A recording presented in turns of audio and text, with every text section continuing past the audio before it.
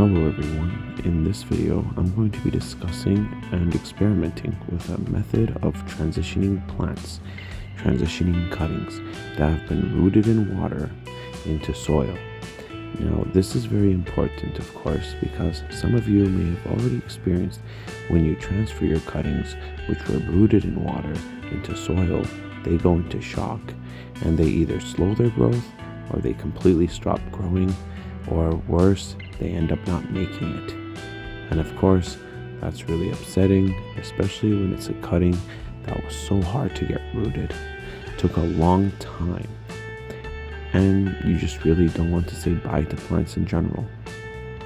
That's sort of how I feel with this jasmine. It's not the easiest plant to get a cutting from. For this cutting, it took forever for roots to come out. I'd be really disappointed if it didn't make it, because I really want this plant to succeed. Let's take a close look at the roots of this thing and try to zoom the camera. Okay, so I'm already starting to notice a difference on the roots ever since I added soil to this. The new roots that have been growing have that hair on them.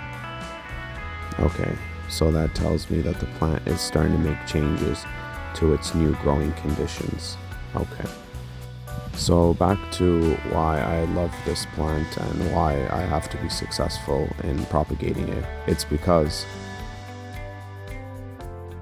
that's mostly why I love the jasmine plant and why I really want it to succeed. It's those flowers. It's for the flowers are unrivaled, unique, and completely special. There's nothing that smells like these. Maybe a gardenia smells slightly like it, but not exactly. So just for the flowers alone, I want this plant. I need this plant's flowers. Just imagine, so this plant blooms very heavily at nighttime. So just imagine having it bloom at night and having the plant fill the air of your bedroom with such a sweet and beautiful smell as you fall asleep in your bed. Right? So who doesn't want a jasmine plant to fill their room with a beautiful scent?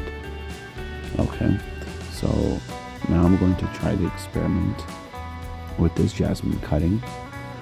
I had other jasmine cuttings, but they did not make the transfer into soil. So with this one, we're going to try the method of slowly adding soil to the water that it's sitting in so that the plant doesn't go through such a shock during transplant. Because remember, these roots, they grew in water, they've adapted to the water, they've been so used to, these roots are completely used to growing in water. Now, some of you might be thinking, well, why don't you just leave it in water then? Well, that's a good question. Why not? Well, some plants will do sort of well in water, but I find that every single time that I've tried growing in water, the plants have never been able to reach their true potential.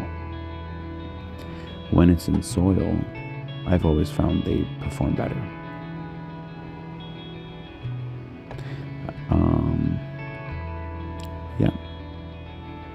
So I'm gonna add just a little less than a handful of soil every couple days, every few days, maybe every 3 to 5 days, until eventually there's no more water left in the container and all that's left is soil, moist soil of course.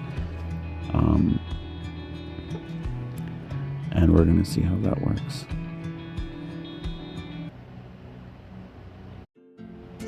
Okay, so it's been a few weeks and I could already see that there has been an explosion of growth.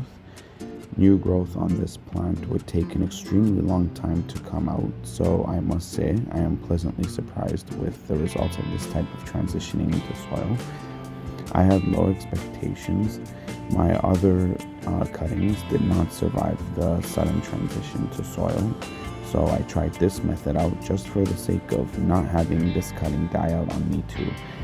But not only did it not die on me, but it actually started performing very, very well, having an explosion of growth.